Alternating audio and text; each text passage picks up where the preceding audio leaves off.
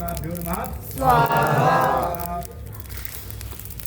ओम हरि ओम नारायण वासुदेव हे नाथ नारायण वासुदेव हे नाथ नारायण वासुदेव हे नाथ नारायण वासुदेव श्री कृष्ण गोविंद हरे मुरारे हे नाथ नारायण वासुदेव।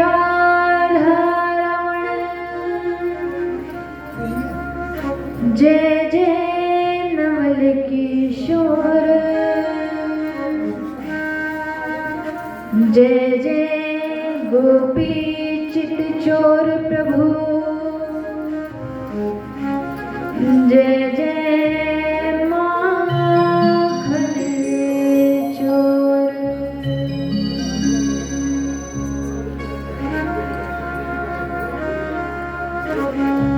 राधे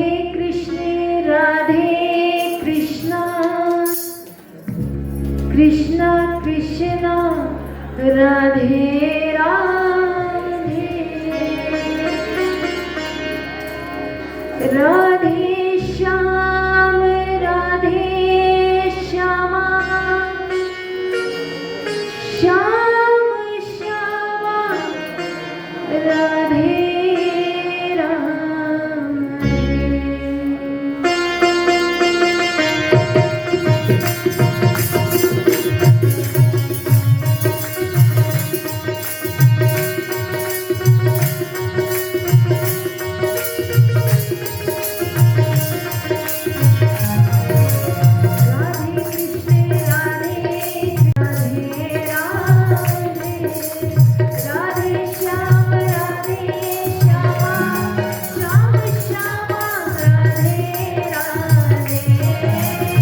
राधे कृष्णा राधे कृष्णा कृष्ण कृष्णा राधे राधे, राधे श्याम राधे श्यामा, श्याम श्यामा राधे राधे। राधे कृष्ण राधे कृष्णा कृष्णा कृष्णा राधे राधे, राधे श्याम राधे श्यामा, श्याम श्यामा राधे राधे। राधे कृष्णा राधे कृष्णा कृष्णा कृष्णा राधे राधे, राधे श्याम राधे श्यामा, श्याम श्यामा राधे राधे। राधे कृष्ण कृष्ण कृष्ण राधे राधे, राधे श्याम श्याम श्याम राधे राधे। राधे कृष्ण कृष्ण कृष्ण राधे राधे, राधे श्याम श्याम श्याम राधे राधे।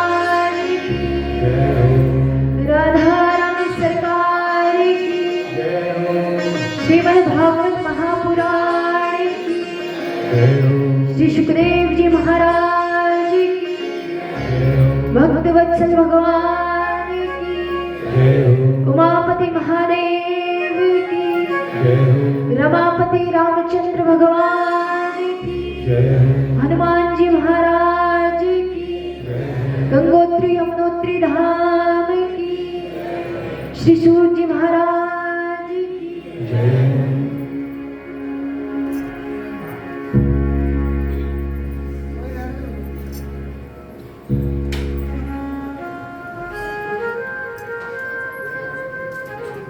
परम मंगलमय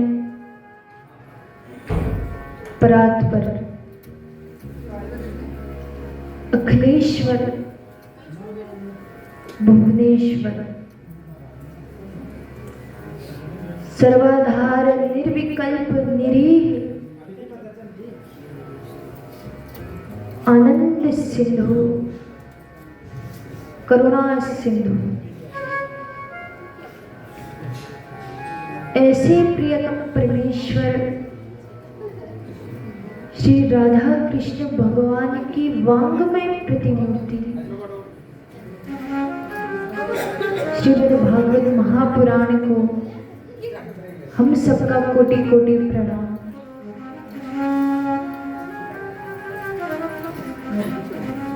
श्री सद्गुरुदेव महाराज के चरणों का स्मरण करते हुए कुल देवता, ग्राम देवता, स्थान देवता, पितृ देवता एवं कथा पंडाल में उपस्थित 33 कोटि देवी देवताओं को हम सबका कोटि कोटि प्रणाम। मंचस्थ उपस्थित आचार्य वृंद, संगीताचार्य वृंद एवं मेरे धर्म प्रेमी भाई बंधु भक्तिमती माताओं बहनों, आप सभी को भी मेरा यहाँ से प्रणाम।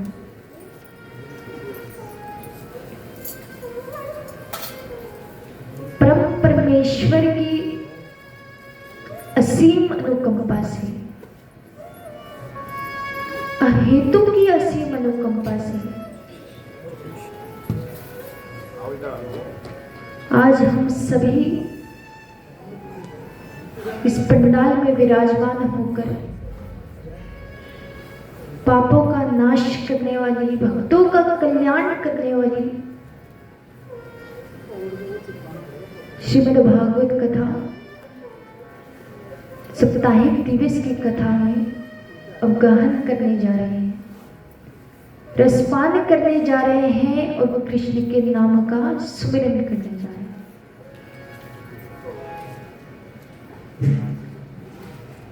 तो महाराज, कल की कथाओं में आपने क्या क्या श्रवण किया? डेली आपका टेस्ट होता है ना, डेली आपसे पूछा जाता है कि आपने कल क्या श्रवण किया, ताकि आप भूल ना जाए। तो आज बताइए।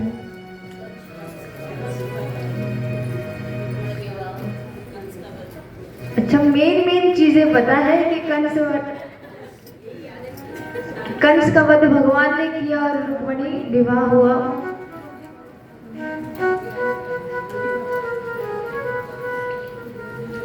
इसके अलावा आपने क्या श्रवण किया? कि भगवान वृंदावन छोड़कर आए तो उसके बाद कभी वृंदावन नहीं गए। जब छोड़कर आ रहे थे तो यशोदा मैया ने कहा भी था कि कन्हैया जल्दी आ। भगवान ने कहा तो कि हाँ मैया आ जाऊंगा, पर भगवान को पता था कि मैया मैं अब जा रहा हूं, हम तो कभी नहीं आऊंगा, क्योंकि जिस कार्य के लिए मैंने अवतार लिया है वो कार्य करने का समय आया। ना चाहते हुए भी अब मुझे वृंदावन छोड़कर जाना। पर कहते हैं कि प्रभु वहां से चले तो गए, पर भगवान का मन तब भी वृंदावन में नहीं। मथुरा में रहे, गुरुकुल में भी जब गए, रहे तो वहां पर रहे थे, पर मन उनका वृंदावन में था। यशोदा मैया की याद आए, गोपियों की याद आए कि किस प्रकार से मैं उनके साथ रहा करता था।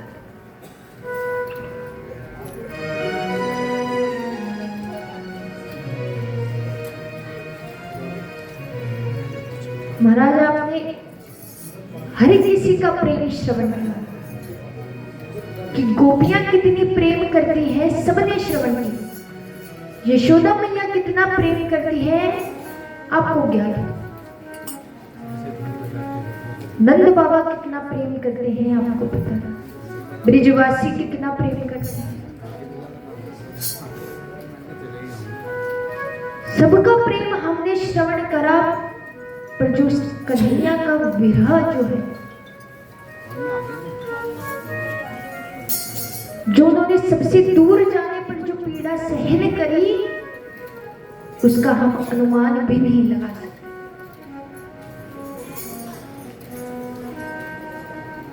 और इतनी सारी परिस्थितियां, तो जब वो भगवान है विष्णु,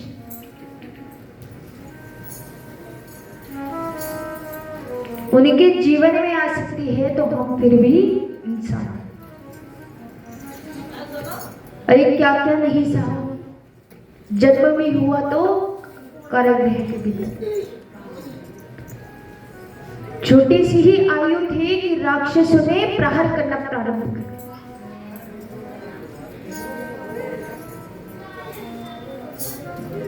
और जैसे ही बड़े हुए तो यशोदा मैया से दूर हुए। तो क्या क्या नहीं सहा, सब सहा। भगवान सबको मारने का प्रयास किया,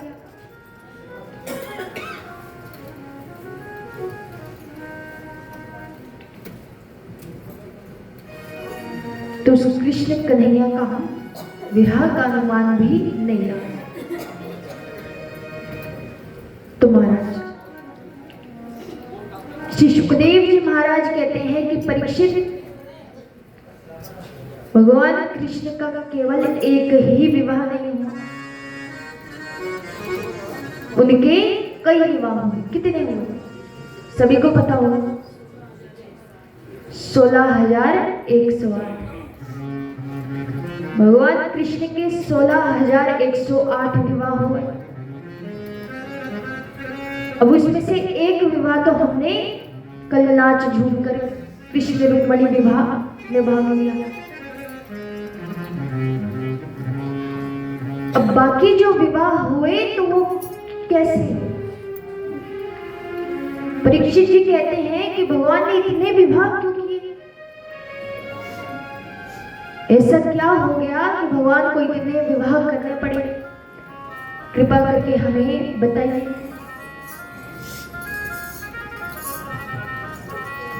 सुखदेव जी कहते हैं कि महाराज सत्रजीत नामक एक राजा थे। उनके पास स्यवंतक नामक एक मणि थी। तो उस मणि की खास बात यह थी कि वो नित्य 8 बार सोना देती थी।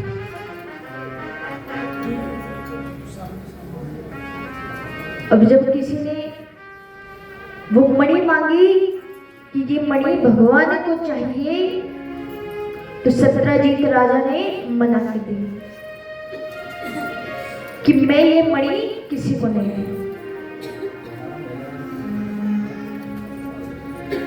कुछ समय बाद सत्रजीत नामक जो राजा थे, उनके ही भाई था प्रसेन। तो उस वो मणि को अपने कंठ में धारण करके और शिकार करने के लिए चला गया। वन में जाता है तो वहां पर उनके शेर से मुकाबला होता है। अब वो शेर तो प्रसेन जी को वही मार देता है। अब जब बहुत समय हो गया और प्रसेन वापस लौट कर नहीं आए, शिकार करने गए तो वापस आए नहीं। सत्यजीत को लगा कि ये कहीं वो छलिया कृष्ण तो नहीं कि जिसने मणि लेने के चक्कर में प्रसेन को ही मार दिया। उनको लगा कि भगवान ने वो मणि चुरा ली, ये माखन तो पहले ही चुराता है, तो इसीलिए ये मणि भी चुरा ली।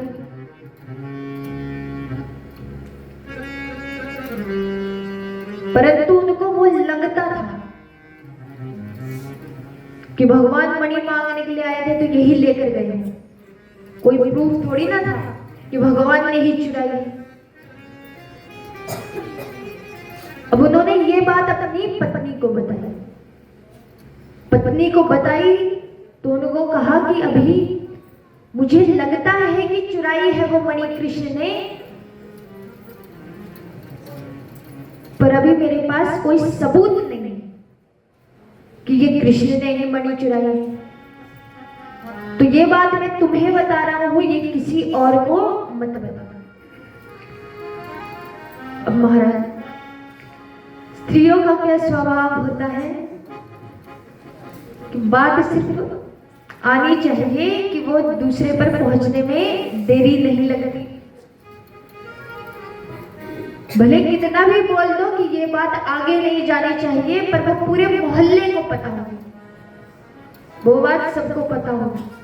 और साथ में क्या पता होगा, एक और सेंटेंस बोलते हैं, क्या बोलते हैं कि ये आगे किसी को बताना नहीं। देखिए ये बात आप सभी को पता है, इसका मतलब आप सभी करते हैं। बोलिए राधे राधे। तो उन्होंने कहा कि ये बात किसी को बताना नहीं, पर उन्होंने अपने पूरे पड़ोस में बताया कि ऐसी बात है। पूरे पड़ोस में बातचीत चलने लग गई कि उस कृष्ण ने मणि चुराया। अब ये खबर फैलते फैलते बात किस तरह फैलती है, आग की तरह फैलती है, एक तक पहुंचनी चाहिए कि सब। भगवान को पता लगा कि हमारे बारे में सभी लोगों में ये हाम फैली हुई है कि वो मणि हमने चुराया, पर वो मणि तो हमने चुराई नहीं, और बेमतलब के हमारे ऊपर दोष दे रहे। तो भगवान अपने ऊपर से वो दोष मिटाने के लिए मणि को ढूंढने के लिए निकल पड़े। वन की ओर जाते हैं तो वहां पर क्या देखते हैं कि प्रसेन भी पड़े हुए हैं, मर गए, और जो शेर है वो भी मरा है। और थोड़ी ही आगे जाते हैं तो पैरों के निशान दिखाई पड़ते हैं। उन पैरों के निशानों के पीछे पीछे जाते हैं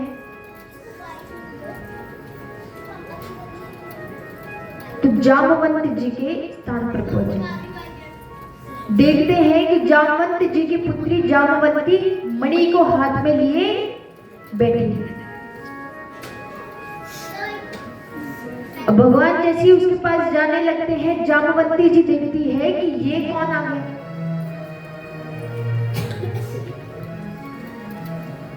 अब जामवंत जी को पता लगता है तो उनको क्रोध आने लगता है कि बिना हमारी अनुमति के तुम अंदर कैसे आए। तो उनके साथ युद्ध करने लगते हैं। तो भगवान और जामवंत जी का युद्ध चलता है और 27 दिन तक ये युद्ध चल रहा है। 28वें दिन में जब भगवान जामवंत जी को पकड़ते हैं और नीचे पटक देते हैं, तब जामवंत जी को बाद में एहसास हो जाता है कि प्रभु आप तो मेरे प्रभु श्री राम हैं। प्रभु मुझे माफ कर दीजिए, आपको पहचानने में मुझसे भूल हो गई, मुझे क्षमा कर दीजिए। तो भगवान कहते हैं कि हमें ये मणि चाहिए क्योंकि हमारे ऊपर लोग बातें बना रहे हैं कि हमने ये मणि चुराई है। तो जामवंती जी कहते हैं कि प्रभु मैंने ये मणि लाकर अपनी बेटी जामवंती को दे दी। और पिता जब कुछ बेटी को दे देता है तो वापस नहीं लेता। तो भला मैं अपनी पुत्री से लेकर आपको कैसे दे दूं? तो आप एक काम करिए, आप मेरी पुत्री से विवाह कर लीजिए, तो दहेज में ये मणि आपको मिल जाएगी। तो भगवान का विवाह होता है जामवंती जी के साथ। दूसरा विवाह किसके साथ हुआ? जामवंती जी। क्या हुआ? जिस प्रकार भगवान को साथ में मणि भी मिल जाता है। अब वो मणि लेकर सत्यजीत राजा के पास जाते हैं और उनको पकड़ा देते हैं कि ये लो तुम्हारी मणि। सभी के सामने वो मणि पकड़ाते हैं। अब राजा को लज्जित महसूस होता है कि हमने भगवान पर दोष लगाया, हालांकि उन्होंने चोरी नहीं करी। तो भगवान को कहते हैं कि यदि आपने हमें क्षमा कर दिया हो तो आप मेरी पुत्री से विवाह करें। तो भगवान का तीसरा विवाह होता है सत्यभामा जी के साथ। पहला विवाह रुक्मणी जी के साथ हुआ, दूसरा जामवंती जी, तीसरा सत्यभामा। अब महाराज एक दिन भगवान कृष्ण और अर्जुन दोनों नदी के पास भ्रमण कर रहे हैं। तो वो देखते हैं कि यमुना जी के तट पर एक देवी बैठे तप कर रही है। भगवान कहते हैं कि अर्जुन जरा देखो, परिचय पूछो उन देवी का कि कौन है और किस लिए वो इतना तप कर रही है। तब अर्जुन जाते हैं, उन देवी से पूछते हैं, तो वो बताती हैं कि मेरा नाम कालिंदी है और मैं द्वारिकाधीश प्रभु से विवाह करना चाहती हूँ, इसलिए मैं इतनी तपस्या कर रही हूँ। अर्जुन आते हैं कि प्रभु ये तो आपको ही पाने के लिए तपस्या कर रही है। तो भगवान उसकी तपस्या को सफल करते हुए कालिंदी जी से विवाह कर देते हैं। और अर्जुन भगवान और कालिंदी जी का पाणी ग्रहण करते हैं। इस प्रकार से भगवान के 4 विवाह। अब 5वां विवाह होता है मित्र वृंदा के साथ। विंद अरविंद दक्षिण दिशा के राजा थे।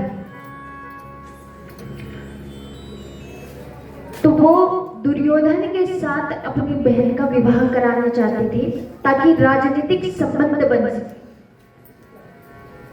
पर मित्र वृंदा ने यह बात स्वीकार नहीं करी कि मैंने तो प्रभु को ही अपना पति माना है और उन्हीं से विवाह करूंगी, मैं किसी और से विवाह नहीं करूंगी। तो मित्र वृंदा का जब स्वयंवर हुआ तो उसमें ना किसी का नहीं देखा कि कौन मुझे क्या कहेगा, ना इधर देखा ना उधर, और सीधे भगवान के पास जाती है और उनके गले में वरमाला डाल देती है। तो इस प्रकार से भगवान का 5वां विवाह मित्र वृंदा के साथ। 6वां विवाह होता है सत्यदेव। नग्नजीत नाम के एक राजा थे। उन्होंने एक शर्त रखी थी कि मैं अपनी पुत्री का विवाह उसी से करूंगा जो मेरे इन 7 बलिष्ठ बैलों को एक साथ एक रस्सी से नाथ ले। तो भगवान ने क्या किया कि 7 रूप लेकर उन 7 बलिष्ठ बैलों को एक रस्सी से नाथ लिया। और राजा प्रसन्न हो गए और अपनी पुत्री का विवाह प्रभु के साथ। 7वां विवाह होता है भद्रा का। वसुदेव जी की बहन थी शुद्ध कीर्ति। श्रुत कीर्ति जी प्रभु को बड़ा मानती थी, प्रभु का ही नाम लेती थी और उनसे संबंध बनाना चाहती थी। तो उनकी इच्छा थी कि संबंध बने, तो भगवान ने उन पर आशीर्वाद देते हुए जो श्रुत कीर्ति थी उन्होंने अपनी बेटी भद्रा का विवाह भगवान से करवा दिया। तो भगवान का 7वां विवाह हुआ किसके साथ? आपको मैं बता रही हूं, बताइए 7वां विवाह किसके साथ हुआ? भद्रा के साथ, श्रुत कीर्ति नहीं। वो तो वसुदेव जी की बहन थी और भद्रा की माता जी। 8वां विवाह होता है लक्ष्मणा जी के साथ, कि एक राजा थे। तो भगवान क्या करते हैं कि ऊपर चक्र पर मछली फंसी हुई और उसका प्रतिबिंब नीचे देखकर लक्ष्य भेदन कर देते हैं। और जैसे ही ये राजा देखते हैं तो प्रसन्न हो जाते हैं कि केवल प्रतिबिंब देखकर क्या लक्ष्य भेदन किया है। तो प्रसन्न होकर और अपनी बेटी लक्ष्मणा का विवाह प्रभु से करा देते हैं। तो इस प्रकार प्रभु के 8 विवाह हुए। अब कितने विवाह बचे?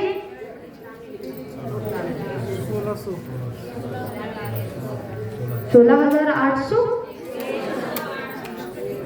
16,108 तो कुल विवाह भगवान ने किए। 8 विवाह किस प्रकार से हुए आपको बता दें। तो 16,100 विवाह भगवान ने एक ही दिन में किए। परीक्षित सुनते हैं तो परीक्षित कहते हैं कि ये कैसे संभव है, भला एक दिन में और इतने विवाह। सुखदेव जी कहते हैं कि परीक्षित एक भौमासुर नाम का दैत्य था। तो उसने संकल्प कर रखा था कि मैं 20,000 रानियों से विवाह करूंगा। तो वो सदैव क्या करता था कि जिस भी राज्य में जाता तो वहां के राजा से युद्ध करता और युद्ध में विजय प्राप्ति करता तो उनकी रानियों को हरण कर लेता और बंदी बनाकर रख देता। इस प्रकार से वो हर एक राज्य में जाकर और उनकी रानियों का हरण कर लेकर आता और बंदी बनाता। तो 16,100 रानियों को उसने कैद कर लिया।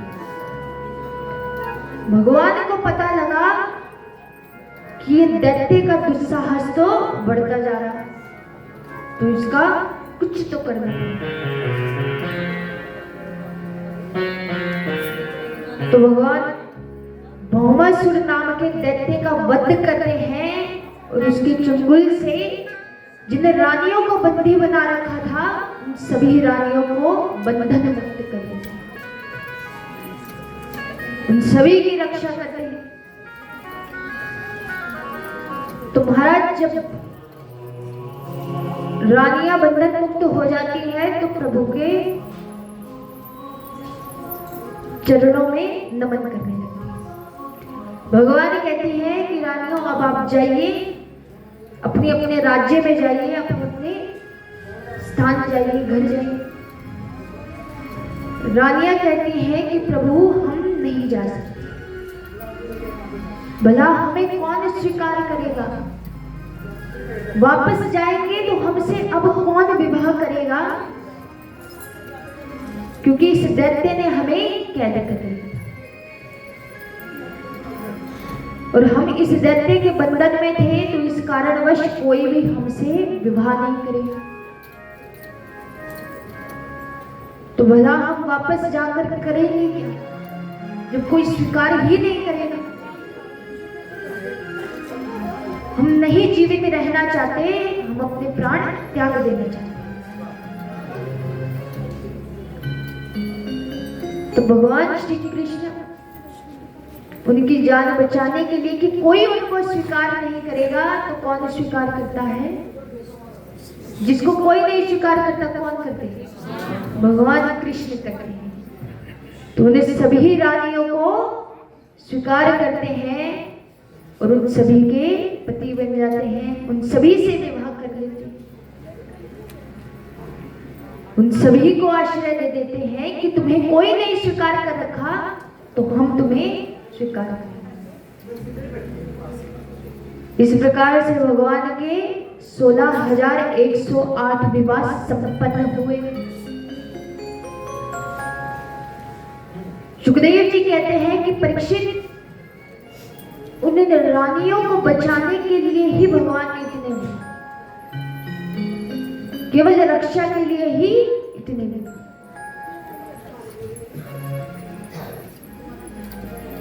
तो महाराज सुखदेव जी कहते हैं कि परीक्षित, मैं तुम्हें एक भक्त की बात सुनाता हूं कि महादेव जी का एक परम भक्त था जिसका नाम था बाणासुर। तो बाणासुर नामक का एक दैत्य था तो महादेव जी का परम भक्त।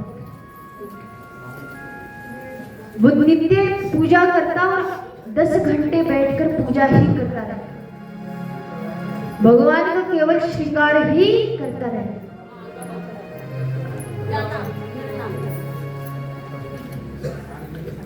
अब केवल वो श्रृंगार ही करता था पर पूजा को पूरी निष्ठा से करता था। जब किसी ऋषिदेव ने देखा कि ये इतना समय लगाता है पर इसको कुछ नहीं आता, केवल श्रृंगार करना आता है, तो उनको मंत्र दे दिया। तब वो मंत्र बोल बोल कर पूजा करने लगे। महादेव जी प्रसन्न हो जाते हैं और उसको दर्शन दे देते हैं। पूछते हैं कि बताओ तुम्हें क्या वरदान चाहिए? तो बाणासुर कहता है कि प्रभु, मैं आपको श्रृंगार करता हूं तो मुझे बहुत समय लगता, तो आपके श्रृंगार में समय ना लगे इसलिए मुझे 1000 हाथ दे दीजिए।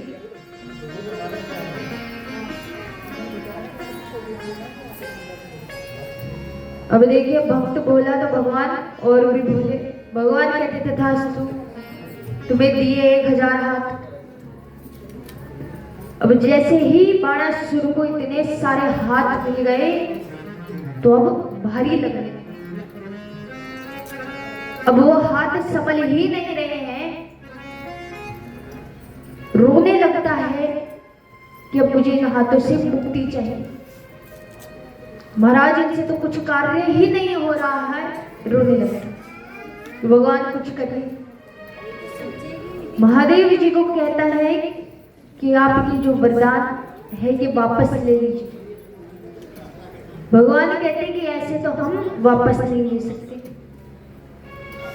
अब तुम्हें इन हाथों से मुक्त होना है तो कृष्ण से जब तुम युद्ध करोगे तभी तुम्हें इन हाथों से मुक्ति मिलेगी। अब देखिए, वो भक्त है तो उसको भगवान की शक्ति का भी आभास है कि युद्ध करूंगा तो मैं तो टिकूंगा नहीं। तो महादेव जी को कहता है कि जब श्री कृष्ण से युद्ध हो तो आप मेरी सहायता के लिए आएंगे, मुझे बचाएंगे। भगवान कहते थे तुम्हारा ठाकुर जी के पुत्र पौत्र इत्यादि हुए तो उनके अनिरुद्ध नाम के पौत्र थे और बाणासुर की पुत्री थी उषा। तो अब देखिए, समय समय की बात है। उस समय क्या हुआ करता था कि कोई जब किसी को स्वप्न में देख ले तो उसको ही अपना पति मान ले कि अब मैं इसी से ही विवाह करूंगी। तो वो तब की बात है जब भगवान ने अवतार लिया था, तो तब ऐसा हुआ करता था, अब की बात नहीं करते। उषा ने स्वप्न में देखा अनिरुद्ध जी, जो भगवान के पौत्र हैं, उनको पति स्वीकार कर लिया। तो देखिए दैत्य कुल की है उषा, तो वैसे लक्षण तो आएंगे। तो उसने अनिरुद्ध जी का रात्रि में हरण कर लिया। अब भगवान कृष्ण को पता लगा तो उन्होंने तो स्वीकार कर लिया, पर बाणासुर ने कहा कि मैं इनको तभी स्वीकार करूंगा जब कृष्ण तुम मुझसे युद्ध करो। तो भगवान से युद्ध करते हैं और भगवान एक ही तीर मारते हैं कि एक ही तीर मारने से उस बाणासुर के 1000 हाथ जो थे उससे वो मुक्त हो जाता है।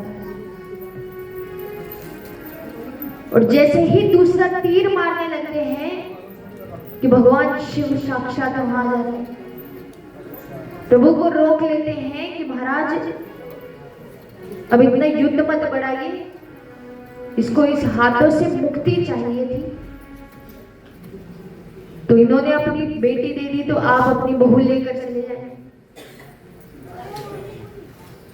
तो भगवान वहां से अनिरुद्ध और उषा को लेकर चले गए।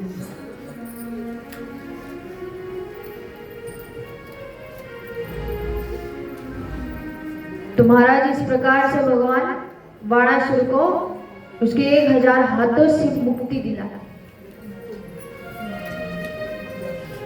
अब जैसे हमें पता है कि भगवान ने गुरुकुल में शिक्षा ग्रहण करी, तो गुरुकुल में उनके कौन मित्र बने? सुदामा जी। सुदामा जी के बारे में तो सभी को पता है, तो आप ही से ही क्वेश्चंस पुट होंगे जिनके बारे में आपको सभी पता है। तो अब आप ही मुझे सुनाएं। बोलिए राधे राधे राधे राधे।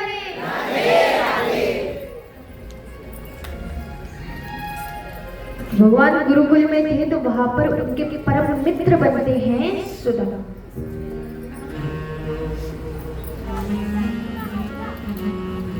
कहा जाता है कि वहां पर गुरु माता ने एक दिन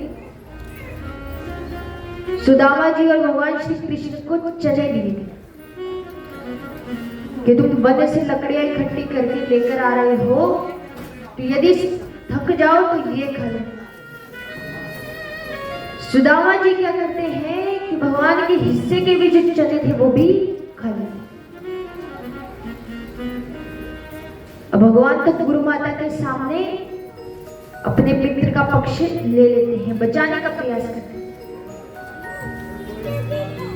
पर गुरु माता ने को आभास होता है कि सुदामा ने अपनी किस्मत में दरिद्रता दी।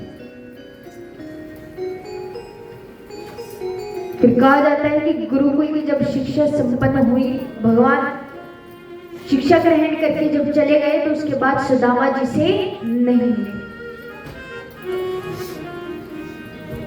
सुदामा जी की जो पत्नी थी सुशीला, उनको जब पता लगता है कि द्वारिकाधीश प्रभु इनके मित्र थे, तो सुदामा जी को कहती है कि क्यों ना आप अपने मित्र से मिलने चले जाएं।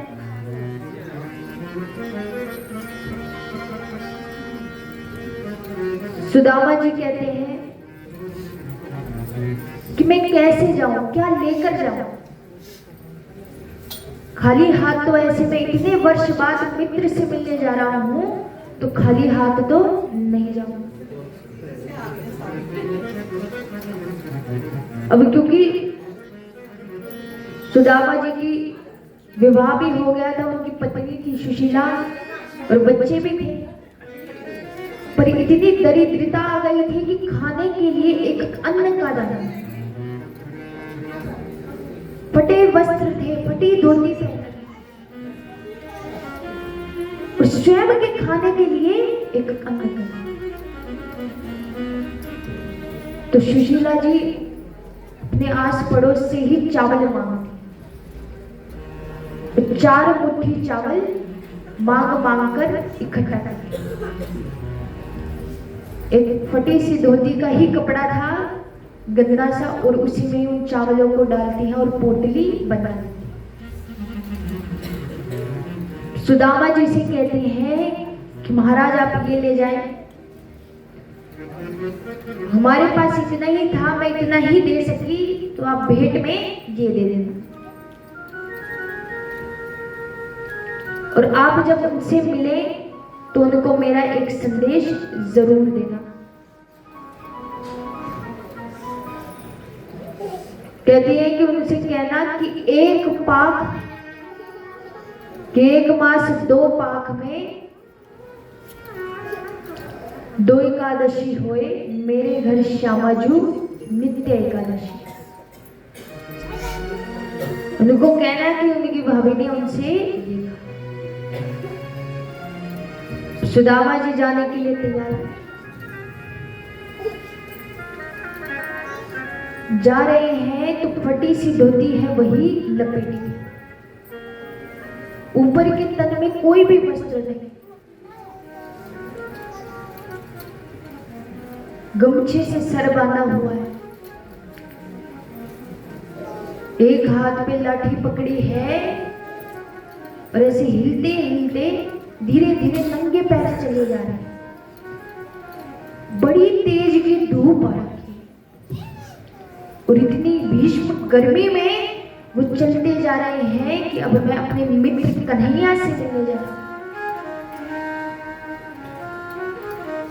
उनको नहीं पता कि वो कहाँ रहते हैं, पर चलते जा रहे हैं।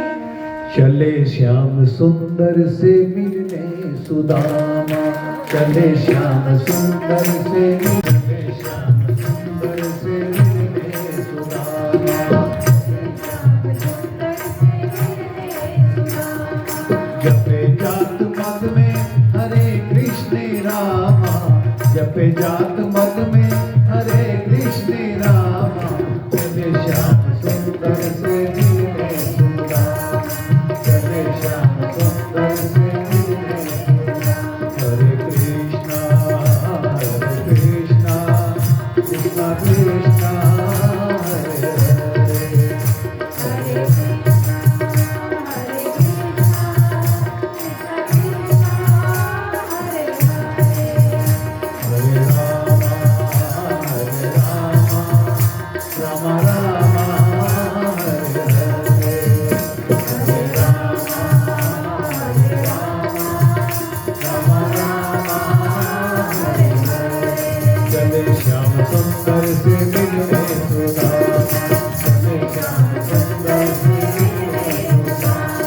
जपे जात मत में हरे कृष्ण रामा, जपे जात मत में हरे कृष्ण रामा, चले श्याम सुंदर से मिलने सुदामा, चले श्याम सुंदर से मिलने सुदामा। जब चलते चलते प्रभु का नाम ले रहे हैं और थक जाते हैं, इसके नीचे विश्राम करते हैं। और विश्राम करते हैं कि कब उनकी आंख लग गई उनको पता नहीं लगता। और जब वो अपनी आंख खोलते हैं तो वो खुद को कहाँ पाते हैं? द्वारिका नगरी में। कि भगवान की महिमा देखो, उनको तो सब पता है। और द्वारिका नगरी पहुंचते ही सुदामा सबसे पूछने लगते हैं कि अरे द्वारिकाधीश प्रभु कहाँ रहते हैं, मुझे उनके यहाँ ले चलो, मुझे बताओ कि कहाँ रहते हैं, मुझे उनसे मिलना है। दर दर सबसे पूछ रहे हैं कि मेरा मित्र कहाँ रहता है, द्वारिकाधीश कहाँ रहता है। कि पूछते पूछते आखिर में उनको द्वारिकाधीश के महल मिल जाता है। तो बाहर ही द्वारपाल रहते हैं। द्वारपाल तो कहते हैं कि मुझे अपने मित्र से मिलना है। तो द्वारपाल जाने नहीं देते कि अरे तुमने अपना भेष देखा है, तुम जैसे के और प्रभु और मित्र होंगे, अरे क्या बात करते हैं, फटी सी धोती है, अपनी हालत तो देखो, तुमसे मिलेंगे वो। उनके पास इतना समय नहीं है कि जो तुम्हारे ऊपर व्यर्थ करे। अरे जाओ जाओ, अपना समय नष्ट ना करो, तुम्हें नहीं मिलने दिया जाएगा। सुदामा जी कहते हैं कि मुझे बस कुछ क्षण के लिए मिलना है, मिलके चला जाऊंगा, मैं नहीं रुकूंगा। अरे एक बार मिलने दो, मैं बड़ी दूर से आया हूं उनसे ही मिलने, और कई वर्षों बाद मैं मिलने वाला। पर द्वारपाल नहीं जाने देते। सुदामा जी जाने का प्रयत्न करते हैं कि धक्का मारकर नीचे गिर देते हैं कि तुम्हें समझ में नहीं आए, जब तुम प्रभु से नहीं मिल सकते, अरे तुम जैसों से भगवान नहीं मिलते, खामा खा तुम नष्ट कर रहे हो हमारा भी समय, तुम यहां से निकले।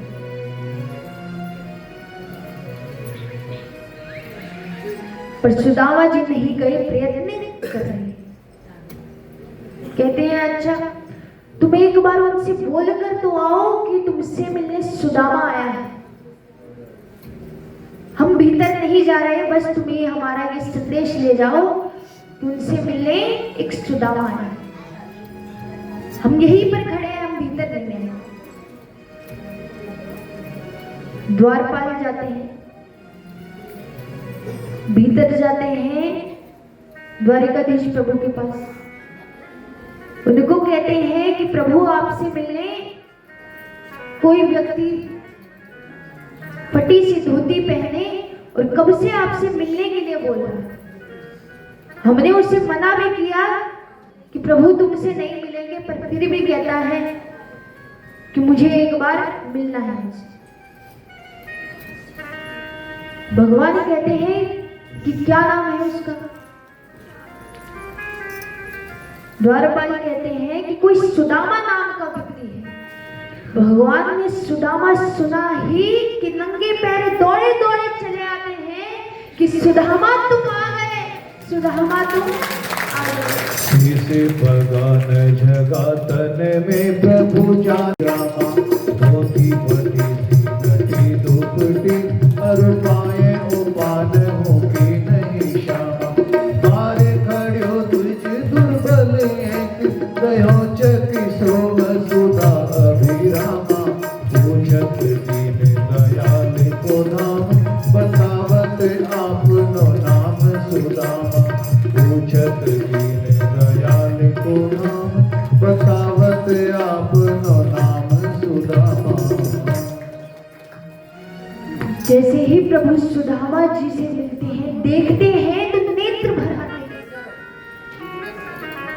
नेत्र सजल हो जाते हैं कि सुदामा इतने वर्ष जाते ही उनको अपने गले से हृदय से लगा लेते हैं कि तुम आ गए। अपने साथ लेकर भीतर लेकर जाते हैं, उनको आसन पर विराजमान करते हैं और उनके चरणों में स्वयं बैठे हैं। और उनको देखते हैं तो नेत्र भर आए हैं। कितनी दूर से तुम सुदामा मुझसे मिलने के लिए और पैदल है, इतनी धूप में, और तुम मुझसे मिलने के लिए आए। उनके पैर देखते हैं, चरण देखते ही अश्रु उनके चरणों में गिरते। पैरों को अपने हाथ पर रखते हैं कि कांटे लगे हुए हैं, कहां फट गए हैं, चोट लग रखी है पैरों में, कितनी दूर से चलकर आए। पैरे को सहला रहे हैं, अपने जो अश्रु बह रहे हैं उन्हीं से ही पैर धोए। ऐसे बेहाल विवाइन सोपत, कंटक जाल लगे महादुख पाए सखा तो आए इतने न किते दिन खोए। देख सुदामा की दीन दशा, करुणा करके करुणा निधि होए। पानी पराते को हाथ छुए नहीं, नैनन के जल सो पग धोए। पानी पराते को हाथ छुए नहीं, नैनन के जल सो पग धोए।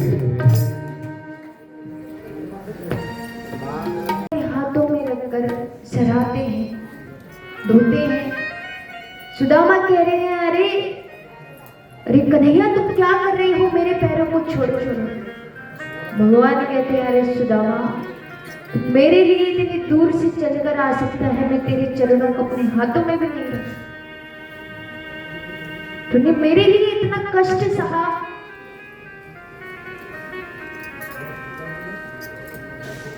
अब सुदामा जी के पास में बैठते हैं, उनसे बातें करते हैं कि इतने वर्ष तक तुमने क्या किया। उनसे बातें करते हैं कि बगल में ही रुक्मणी मैया खड़ी देख रहे हैं, तो उनको अच्छा नहीं लगता कि भगवान किसी के ऐसे चरणों में बैठे हैं। और वो देखती है कि भगवान के मित्र और इस दशा में, तो भगवान जो कुछ भी कर रहे हैं रुक्मणी मैया को अच्छा नहीं, खड़ी हुई तिरछी नजर से देख रहे हैं। कन्हैया का ध्यान तो सुदामा जी पे है, उनसे बातें कर रहे हैं। तेरे सुदामा, अभी तक तो तुम्हारा ब्याह भी हो गया होगा,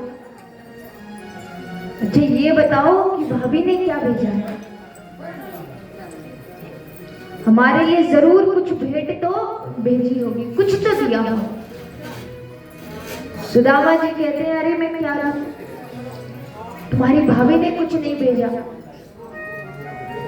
अपने हाथों के नीचे वो पोटली लिए छुपाने का प्रयत्न करते, छुपाते हैं कि कुछ नहीं भेजा। अरे मेरे पास कुछ नहीं है दीदी। भगवान ने देख लिया कि सुदामा तुम कुछ तो छुपा रहे हो, उनका हाथ पकड़ते हैं और पोटली खींच लेते हैं, और खींचते ही पोटली को खोलते हैं कि उसमें चावल देखे कि बिना विचार किए एक मुट्ठी चावल लेते हैं और अपने मुख में डाल देते हैं। वो चावल ही खाते हैं कि भगवान ने एक लोक की सारी संपदा सुदामा के नाम से। दूसरी मुट्ठी चावल लेते हैं, वो भी खाते हैं कि दूसरी लोक की संपदा भी सारी होती है। तीसरी मुट्ठी चावल लेते हैं, खाने ही लगते हैं कि रुक्मणी जी हाथ पकड़ लेते हैं कि प्रभु ये क्या कर रहे हैं, सब कुछ सुदामा को दे देंगे तो क्या खुद सुदामा बनने का विचार है। अब वो भगवान श्री कृष्ण से सीधे सीधे तो नहीं बोल सकती कि सब कुछ सुदामा को मत दो, तो उन्होंने कहा कि प्रभु इतने कच्चे चावल मत खाइए, आपकी स्वास्थ्य ठीक नहीं रहेगी, आपकी तबीयत खराब हो जाएगी। अरे सुदामा जी इतनी भेंट लेकर आए हैं और अकेले अकेले खा रहे हैं, सब में मिल बांट कर दीजिए, हम भी खाएंगे। तो वो जो चावल होते हैं वो सब में बांट देते, और इस प्रकार से अब जब सुदामा जी द्वारिकाधीश प्रभु के साथ समय बिताने के बाद, भोजन करने के बाद देखते हैं कि प्रभु के दास तो इतने सारे हैं, कितना भव्य महल है, इतने दास घूम रहे हैं, तो कुछ बोलने का साहस नहीं, और मिलकर ही घर के लिए विदाई लेते। अब रास्ते में आ रहे हैं, चलते जा रहे हैं, तो विचार करते हैं कि मैं अब अपनी पत्नी सुशीला से क्या कहूं, कि मुझे तो प्रभु ने कुछ दिया ही नहीं, मैं उनसे कुछ मांग ही नहीं पाया, तो मुझे देते क्या। और सुशीला घर में कोई उम्मीद लगाए बैठी हो तो मैं उससे क्या कहूंगा कि मैं उनसे कुछ मांग नहीं पाया। रास्ते में चलते चलते यही विचार करते जा रहे हैं कि क्या कहूंगा, सोच रहे। पर उनको क्या पता द्वारिकाधीश प्रभु ने उनको क्या क्या दिया। अभी सुदामा को आभास नहीं है कि क्या कर दिया है, क्या दे दिया है प्रभु ने। ऐसे हैं भगवान की जब दे देते हैं तो भक्त को पता नहीं लगने देते कि उन्होंने कितनी बड़ी चीज दी। और हम सोचते हैं कि प्रभु ने हमें कुछ क्यों नहीं दिया। पर ये बंधुओं, अपनी आंखें खोलिए, प्रभु ने तो पहले ही दे दिया है। हम कुछ भी कार्य करते हैं तो पहले 4 जगह बातें फैलाते हैं और तब हम कोई कार्य करते हैं कि ताकि हमारा नाम बढ़ाई हो और नाम। पर भगवान उनको केवल अपने भक्त की खुशी से मतलब। अब जैसे ही सुदामा अपनी कुटिया में पहुंचते हैं तो ढूंढ रहे हैं कि अरे मेरी कुटिया कहाँ गई। उनको दिख ही नहीं रही कि मेरी कुटिया कहाँ गई। देखते हैं कि एक भव्य महल बना हुआ है। विचार करते हैं कि यहाँ पर तो मेरी कुटिया थी और ये भव्य महल क्या कर रहा है। बाहर खड़े हुए सोच ही रहे हैं कि दरवाजे पर उनकी पत्नी सुशीला बड़े ही सुंदर वस्त्र धारण करे, मानो कोई देवी प्रकट हो गई हो, इतनी सुंदर लग रही है। उनके जो बच्चे हैं उन्होंने भी राजवस्त्र पहन रखे। आरती की थाल लिए दरवाजे पर आती हैं।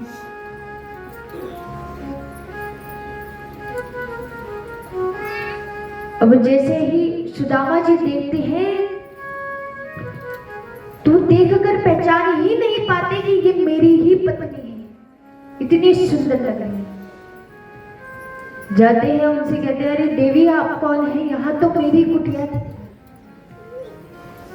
वो कहती है महाराज मैं आपकी ही पत्नी सुशीला हूं और ये जो कृपा आप देख रहे हैं ये द्वारिकाधीश प्रभु की है कि उन्होंने हमारी सुन ली, उन्होंने अपनी कृपा हमारे ऊपर कर दी। और देखिए कृपा करी तो कितनी बड़ी करी। और सुदामा जी विचार कर रहे हैं कि मैंने तो कृष्ण से कुछ कहा ही नहीं, कुछ मांगा ही नहीं और कन्हैया ने इतना सब कुछ मुझे पहले ही दे दिया। मैंने तो अभी कुछ कहा ही नहीं था और बिन बोला ही वो मेरी मन की बात पड़ गई और सब कुछ दे दिया। ऐसे है भगवान श्री कृष्ण।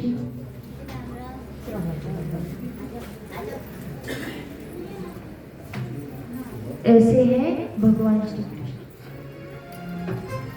जब वो मेहरबानी करते हैं तो अपने भक्तों पर कभी कष्ट नहीं आने देते।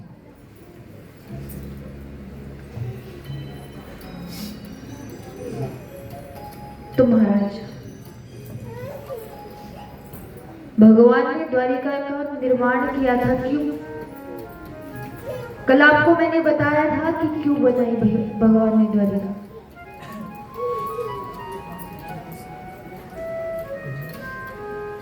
कौन बार बार प्रहार कर रहा था? जरासंध। तो परीक्षित जी कहते हैं कि सुखदेव जी महाराज जरासंध कौन थे और उनका क्या हुआ? भगवान ने उनका उद्धार कैसे किया? अरे 18 बार वो बार बार प्रहार कर रहे थे तो भगवान ने अब क्या किया? सुखदेव जी कहते हैं कि जो जरासंध है वो कंस के ससुर थे, जो बार बार भगवान पर प्रहार कर रहे थे और हर बार राक्षसों को भेजते। तो भगवान उन सभी राक्षसों का वध कर रहे थे। तो परीक्षित जी कहते हैं कि उन्होंने राक्षसों का वध करने के बजाय सीधा ही जरासंध को क्यों नहीं समाप्त कर दिया? सुखदेव जी कहते हैं कि जो जरासंध था उसके पापों का घड़ा भर नहीं रहा। वो पाप तो बहुत करता था पर वो काम भी ऐसे और करता था कि जो पाप थे वो कम हो जाते।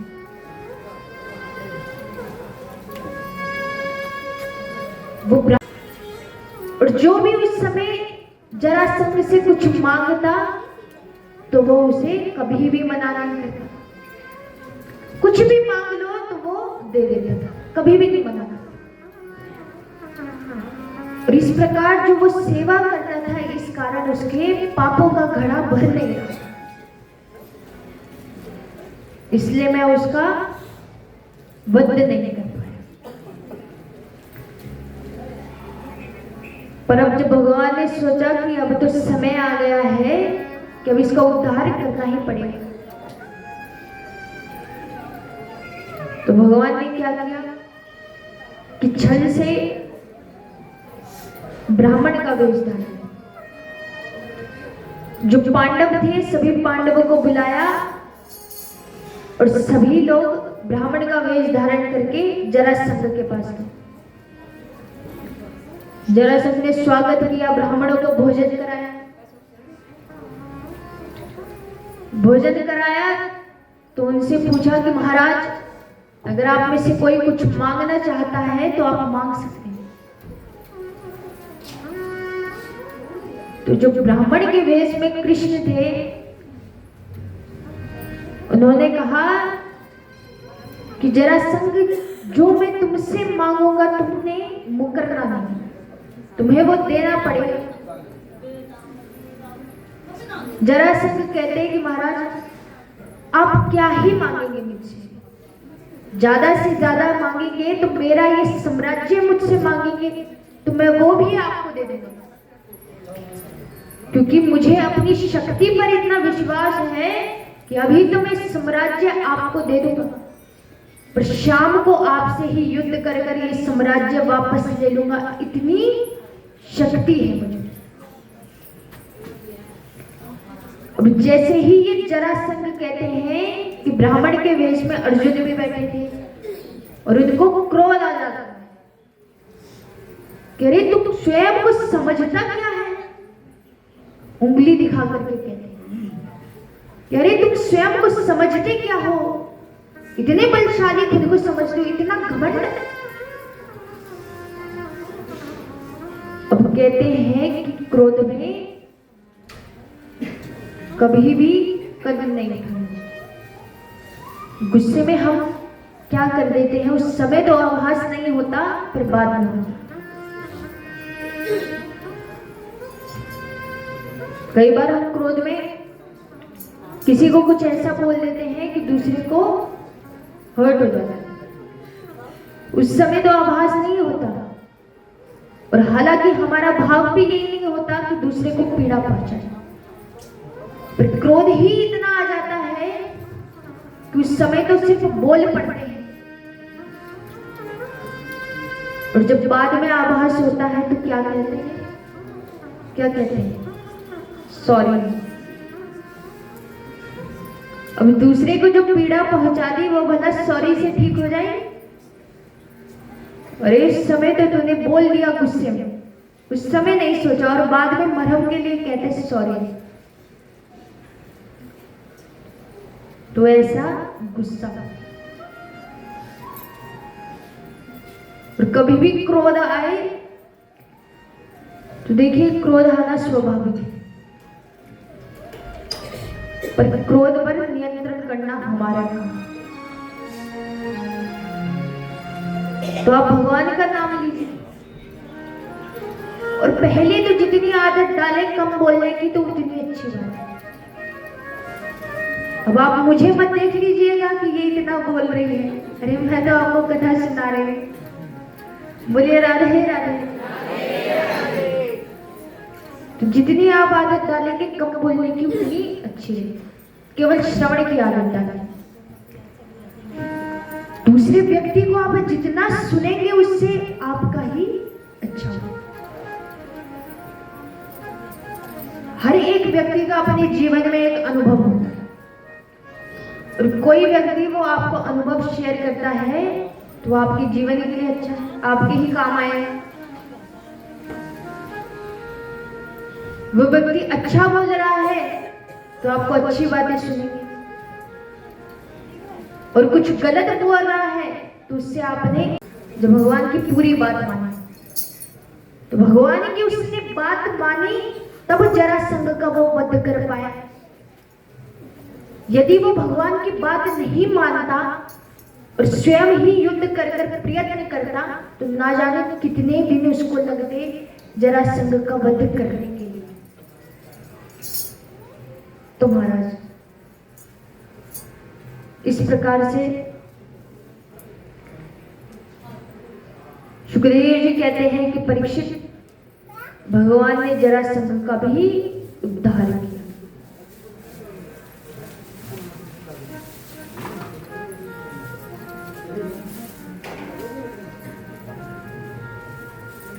तो महाराज एक बार एक मित्र था, एक व्यक्ति था, तो वह तैयार होकर के अपने ससुराल के लिए जा रहा था। तैयार होकर के रास्ते में जा रहा था कि तभी उसका मित्र मिला। अब उस मित्र ने देखा कि तुम कहाँ जा रहे हो इतने सज धज के। उसने कहा कि मैं अपने ससुराल जा रहा हूं, तुम भी मेरे साथ चलो।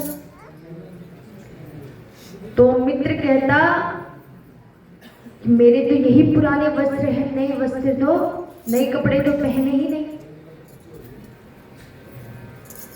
तो वह व्यक्ति कहता है कि अरे तुम मेरे वस्त्र पहनो, तुम मेरे कपड़े पहन लो, आपस मित्रों में क्या बात है, तुम मेरे वस्त्र पहन लो, बड़ी बात थोड़ी ना। तो दोनों चल रहे हैं। अब उस व्यक्ति के कपड़े पहन लिए, ससुराल में जाते हैं। इतने कई वर्ष बाद जा रहे हैं, पड़ोस में जाते हैं, उनके यहाँ मिलते हैं उनसे।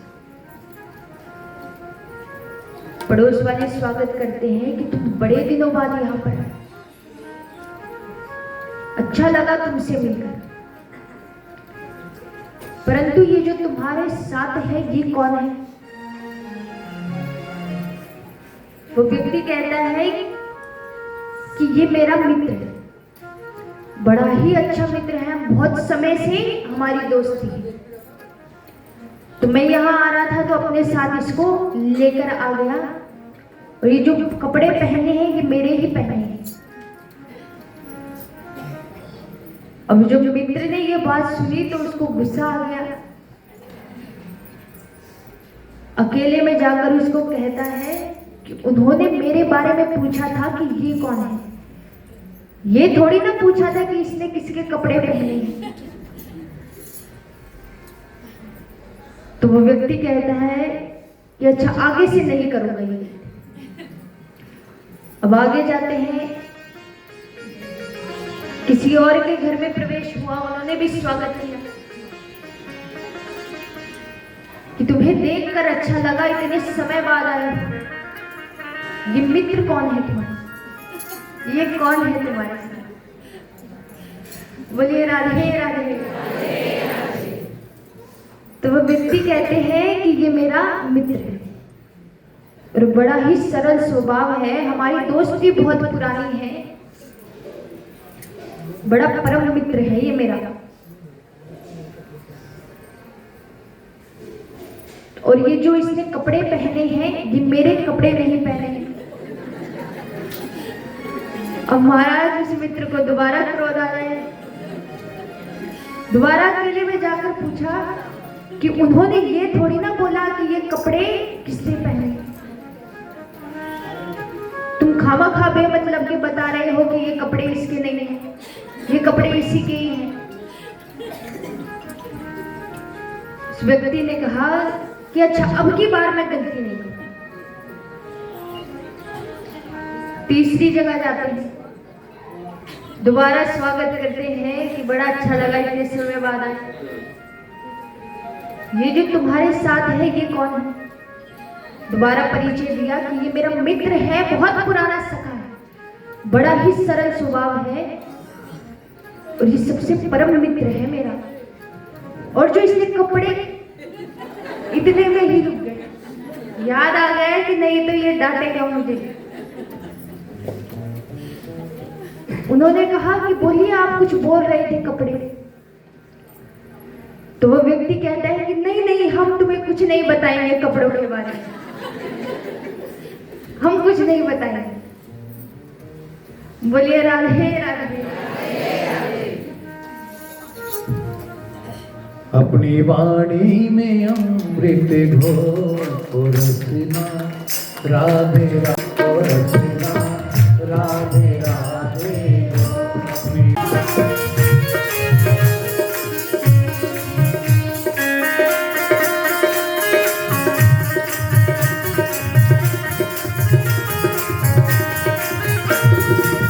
राधा जी महाराज रचावे, राधा जी ब्रजलाल नचावे, राधा जी नंद लाल नचावे, राधा जी महाराज रचावे, राधा जी नंद लाल नचावे, राधा जी नंद लाल नचावे, राधा जी नंद लाल। इनके चरण पकड़ ले राधा, इनके चरण पकड़ ले राधा, भटक न दर दर डोल रचना, राधे राधे बोल रचना, राधे राधे बोल रचना, राधे राधे बोल रचना, राधे राधे बोल। बोलिए राधे राधे। प्रेम से बोलिए राधे।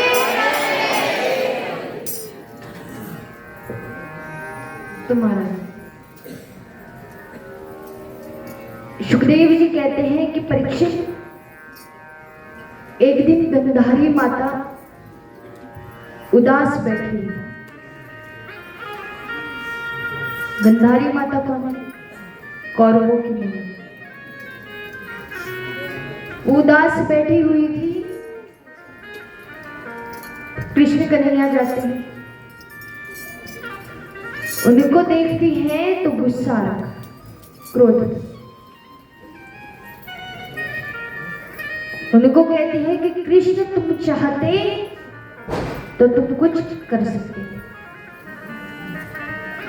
मेरे आंखों के आड़ कि मेरे जितने भी बच्चे हैं वो सब मर गए, आज एक भी जिंदा नहीं। 100 के 100 कौरव चले गए। और वो 5 पांडव थे, वो पांचों के 5 जिंदा है। तुम उनकी तरफ थे इसलिए वो विजय प्राप्ति हो गई उनकी।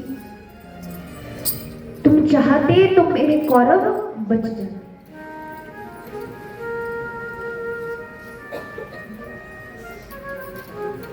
कृष्ण भगवान से गुस्सा हो रही, क्रोध में, कि तुम्हारे कारण मेरे एक भी पुत्र जिंदा नहीं।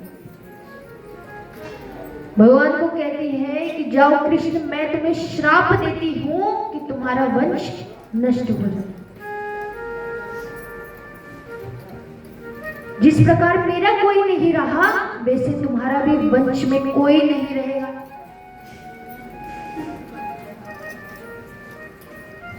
अब भगवान सोचते हैं कि माता ने जो कहना था वो तो कह दिया, अब जो होगा सो होगा ही। तो भगवान के जो पुत्र पौत्र इत्यादि थे, एक बार उनके पौत्रों ने क्या किया कि आपस में ही एक खेल खेल रहे थे, तो एक झूठ मूठ का उन्होंने गर्भ धारण किया, स्त्री का भेष धारण किया और गर्भ धारण किया। और एक ऋषिगण के पास जाते हैं कि महाराज बताइए कि लड़का होगा कि लड़की होगी। ऋषिदेव ने कहा कि बच्चों हम बाद में बताएंगे, बाद में तुम्हारे साथ खेलेंगे, अभी हम कुछ बहुत महत्वपूर्ण कार्य कर रहे हैं, तो हमें अभी तंग ना करो। पर वो बार बार पूछते कि बताइए लड़का होगा कि लड़की हो। ऋषिगण उनको समझा रहे हैं कि अभी रुको, अभी हम कुछ जरूरी काम कर रहे हैं। तुम्हारी बात का जवाब बाद में देंगे। भगवान देखते हैं कि वो ऋषिगण उन पर क्रोध नहीं कर रहे, इसलिए कि वो भगवान के पुत्र हैं तो उन पर क्रोध नहीं। अब भगवान चाहते हैं कि ऋषिगण उन पर क्रोध करें, उनको डांटे, कि ताकि उन पे अभिमान ना आए, ऐसा ना लगे कि वो भगवान के पुत्र हैं तो कोई उनको कुछ नहीं करे। पर वो क्या देखते हैं कि ऋषिगण उनको समझा रहे हैं पर क्रोध बिल्कुल भी नहीं कर रहे कि वो भगवान के पुत्र। तब भगवान योग माया से जाकर कहते हैं कि जाइए और उन ऋषि के मस्तिष्क पर विराजमान, कि ताकि उनको क्रोध आ जाए। जैसे ही योग माया विराजमान हुई,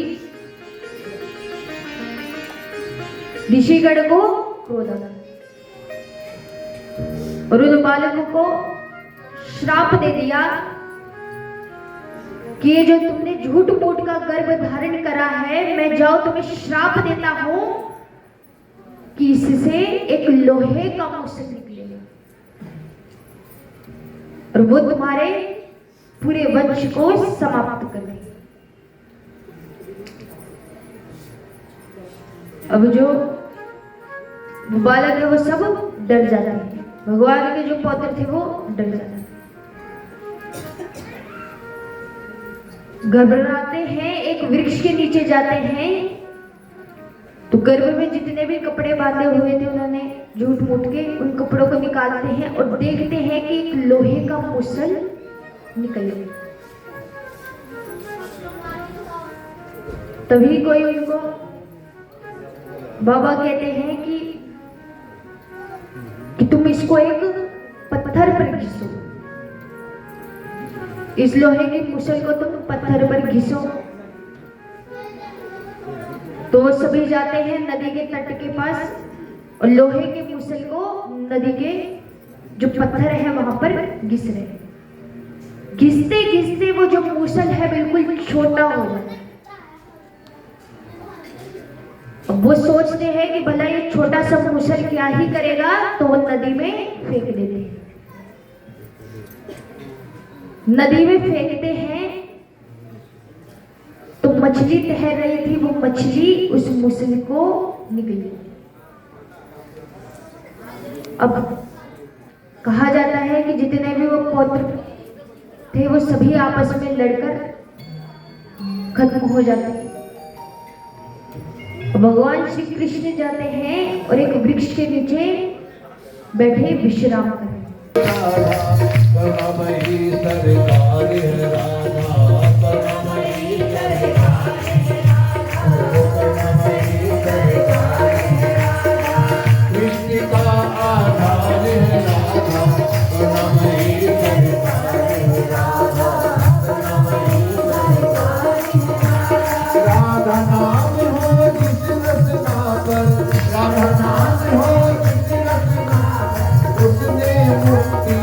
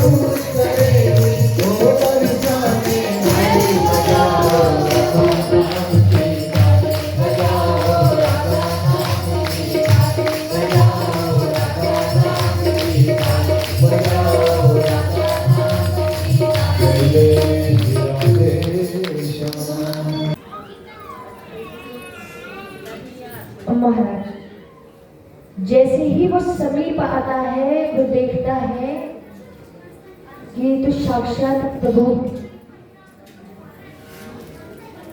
भगवान को देखा कि उसके नेत्र सजल हो गए, उसका हृदय गदगद हो गया कि प्रभु आप मेरे कारण हम सबको छोड़कर जाने वाले।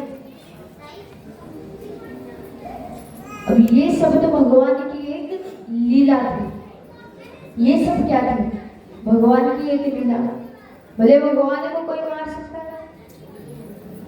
भगवान ने कहा कि तुम चिंता मत करो, तुम ये ना सोचो कि मैं तुम्हारे कारण सबको छोड़कर जा रहा हूं, क्योंकि ये तो मैंने तुमसे स्वयं करवाया है,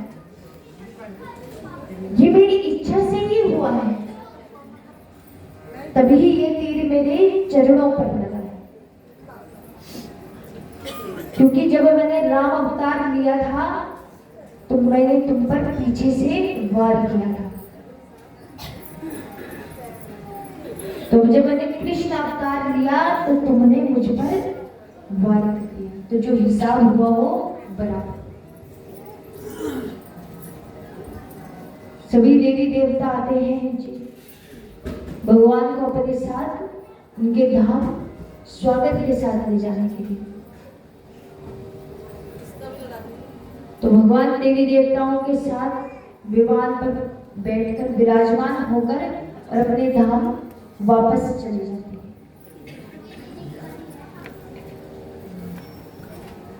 तो महाराज अब सुखदेव जी कहते हैं कि परीक्षित,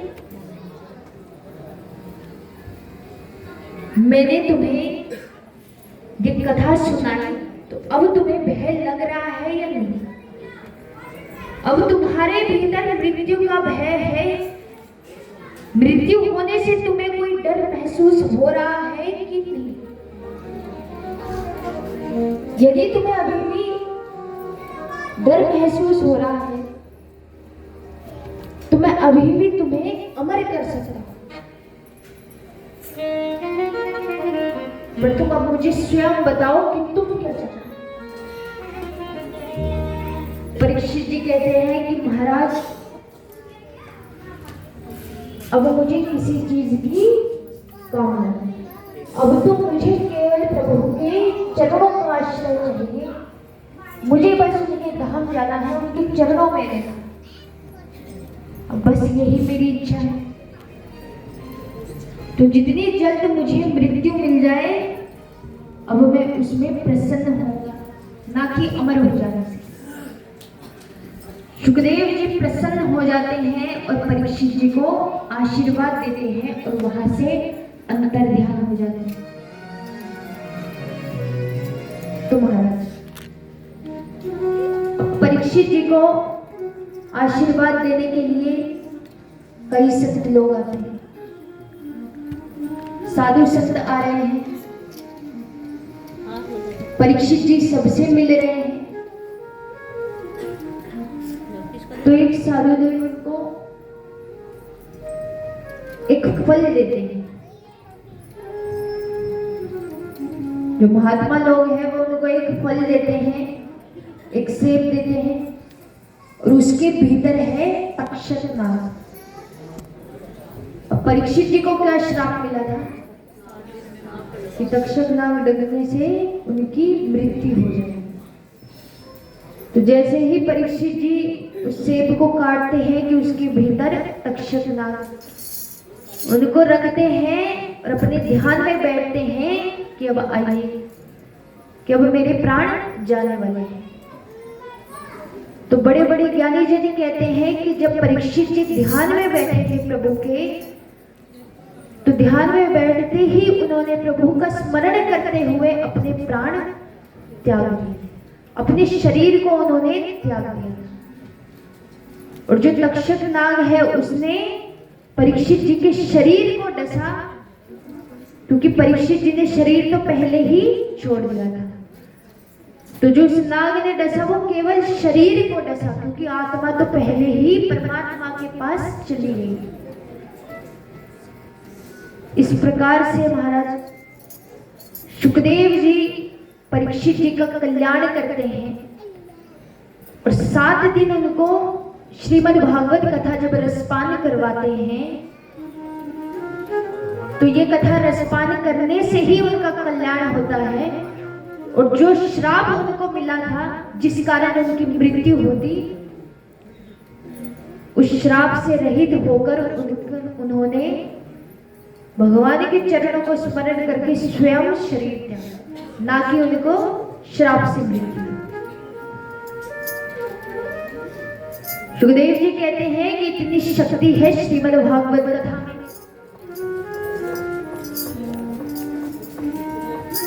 और सूत जी महाराज सौनकादिक ऋषियों को ये कथा सुना रहे थे, तो सौनकादिक ऋषियों ने 6 प्रश्न किए थे सूत जी से। आपको मैंने वो प्रश्न द्वितीय दिवस की कथा में बताए भी थे कि क्या प्रश्न। तो उन्होंने ये कथा सुनाई, तो इसी कथा सुनाते हुए उन्होंने इन सभी प्रश्नों के उत्तर दिए। और आखिरी प्रश्न ये था कि जब भगवान अपने धाम चले जाएंगे तो धर्म किसकी शरण में जाएगा। तो कहते हैं कि जब भगवान अपने धाम चले गए तो धर्म श्रीमद् भागवत कथा शरण में, धर्म श्रीमद् भागवत कथा के रूप में हम सबके पास आए, जिससे हम सब प्राणियों का कल्याण हो सके, हमारा उद्धार हो सके और पापों को नष्ट हो सके। तो महाराज श्रीमद् भागवत कथा का अंतिम श्लोक मुख से, अपनी वाणी से बोलने से पाप नष्ट हो जाते हैं। प्रभु के चरणों का स्मरण होता है, तो आप सभी नेत्र बंद कर प्रभु का स्मरण करें और मेरे साथ इस श्लोक को गाएं।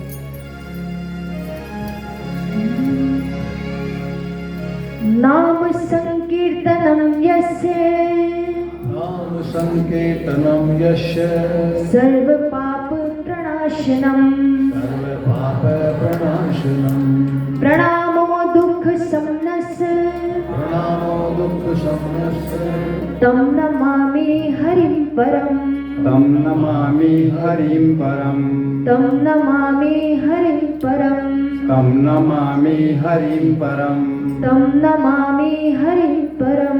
तम नमामि हरिं परम।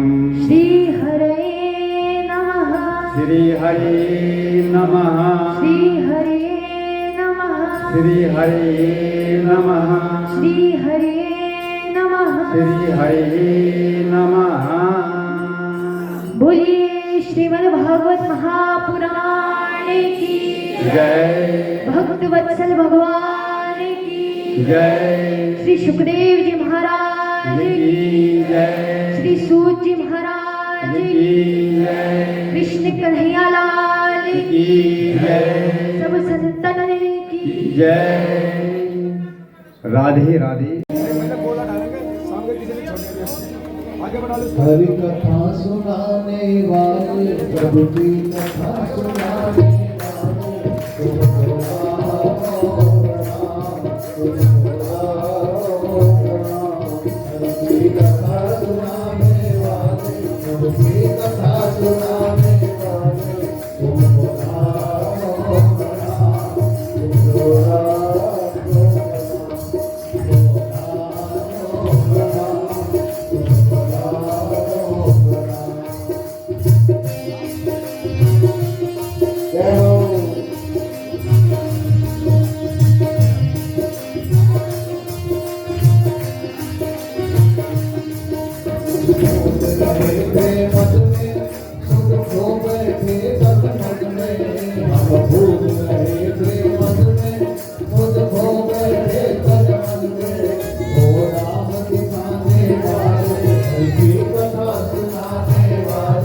तुमको प्रणाम, तुमको प्रणाम। हरि की कथा सुनाने वाले, प्रभु की कथा सुनाने वाले, तुमको प्रणाम, तुमको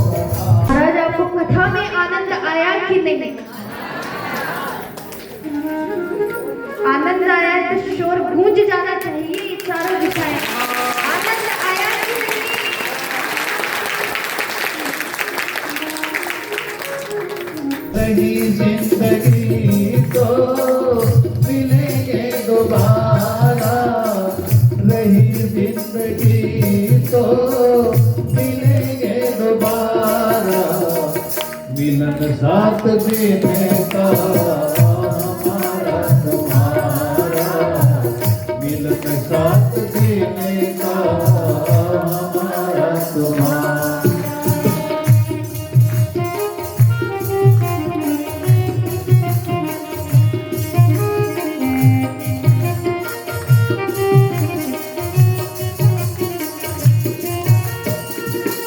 अरे मानो के दीप जले हैं, अरे मानो के दीप जले हैं, दिल में खुशी के फूल खिले हैं, दिल में खुशी के फूल खिले हैं, चमकेगा कब अपने किस्मत का तारा, साथ देने का हमारा तुम्हारा, रही जिंदगी तो मिलेंगे दोबारा, रही जिंदगी तो मिलेंगे दोबारा, मिलन साथ देने का हमारा तुम्हारा।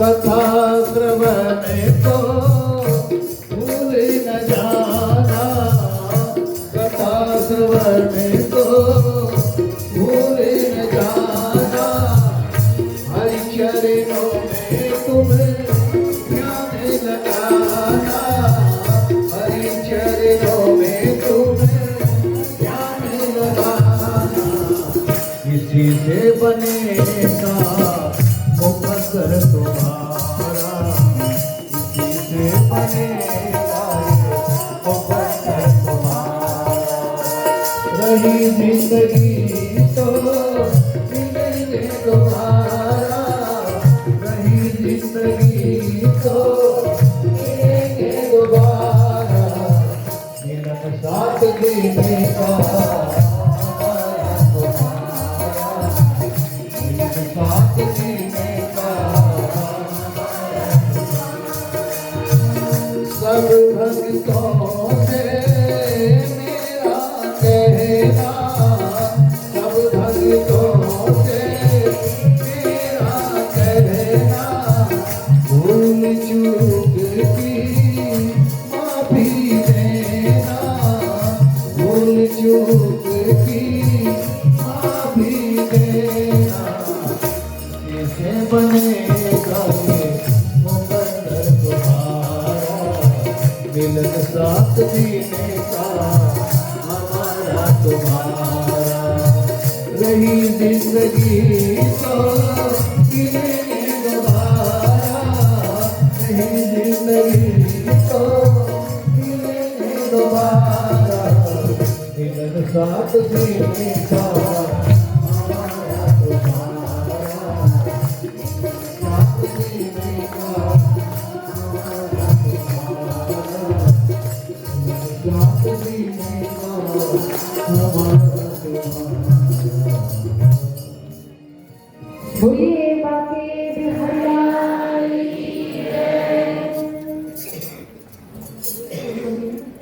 एक सहारा आपका, एक सहारा आपका, एक सहारा आपका, एक सहारा आपका, एक सहारा आपका, एक सहारा आपका, एक सहारा आपका, एक सहारा नया वर्ष मंगल में हो, नया वर्ष मंगल में हो,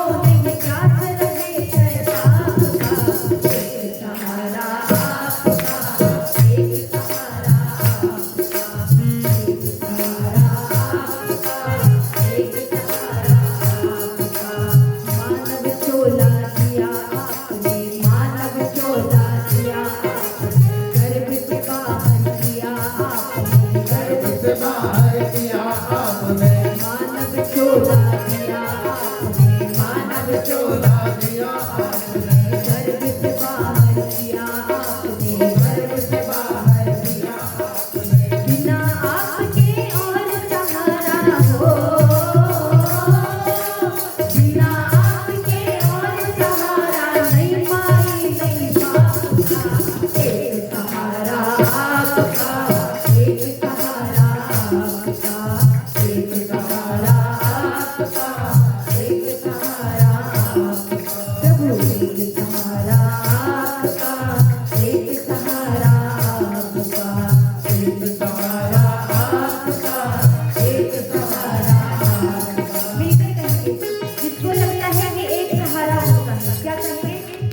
एक सहारा आपका, एक सहारा आपका, प्रभु एक सहारा आपका, एक सहारा आपका,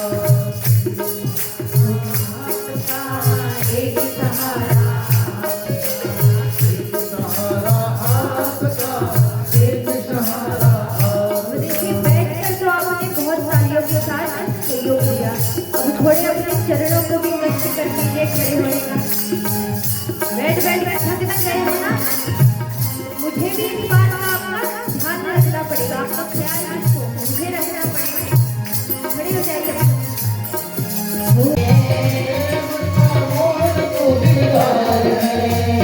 मेरा यार है, मेरा दिलदार है, मेरा यार है, मेरा दिलदार है, ओए काली कमली वाला मेरा यार है, मेरे मन का मोहन दिलदार है, ओ काली कमली वाला मेरा यार है, मेरे मन का मोहन तो दिलदार है। मेरा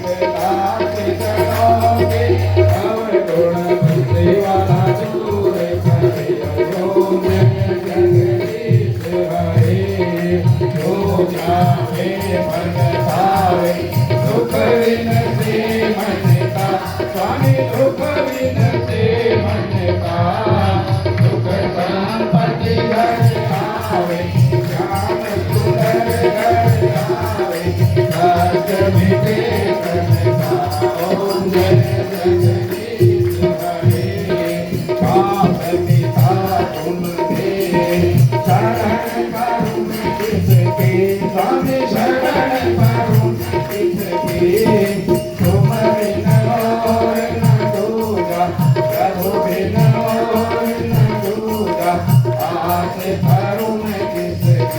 ओम जय जगदीश हरे तुम पूर्ण परमात्मा तुम अंतर्यामी प्रभु तुम अंतर्यामी पार ब्रह्म परमेश्वर परम पिता जगदीश तुम